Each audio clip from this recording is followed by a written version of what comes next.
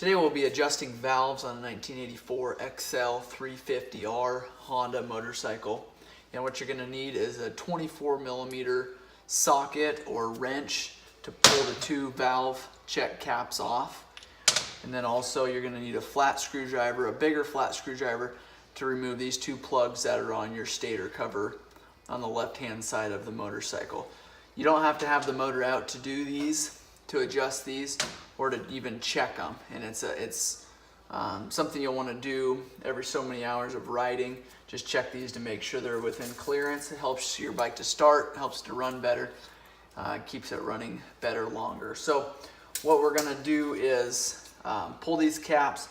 We're going to find top dead center. There's a line on the top cap. So the little cap here on your stator cover, there's a line at the top. And there's a line on your flywheel that when you turn your flywheel, 17mm socket, when you turn your flywheel, that line is gonna be lined up exactly. And I have it lined up now. You just turn it so slowly. When you've got clearance on both the valves, then you know that you're on top dead center. Your line can be lined up and have pressure on one of them. That means that valve is open, allowing no clearance.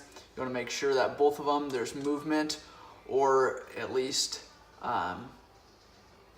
is exactly where that cam is lined up. So we're going to find top dead center, find that line, and we're going to find the specs. And I've got the specs here for you already.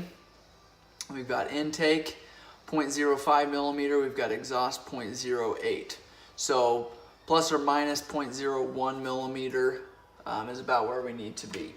So the first one, intake, is going to be 0.05mm, and that is 0.002 inches. So you take your feeler gauge, you slide it underneath your valve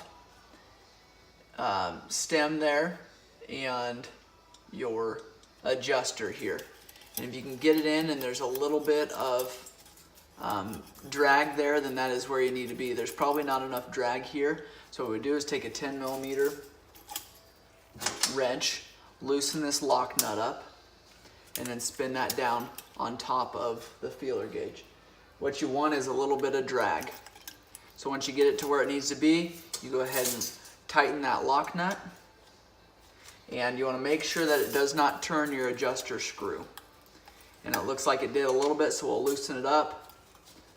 And sometimes what we'll do if it continues to tighten that is just leave the feeler gauge in there, tighten that lock nut up, and make sure there's a little bit of drag, and then you're all set.